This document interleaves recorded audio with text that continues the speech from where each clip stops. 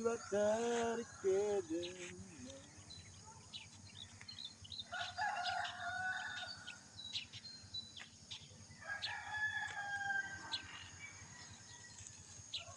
Oh, ito. Ito na naman ang mukha ko. Hello po, makatok sa mga bintana, mga ano ba, pultahan ninyo. Nakakasawa pero nakaka-smile. Bitaw, kumusta kayo dyan?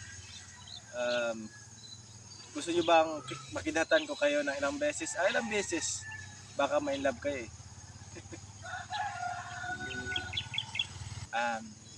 Ito lang muna ang mga palala ko sa mga masisipag dyan. Kahit gaano man tayo kasipag sa pang-araw-araw na ginagawa natin, lagi lang natin tandaan na at mahalin din natin ang ating mga sarili. Kasi puhunan yan eh.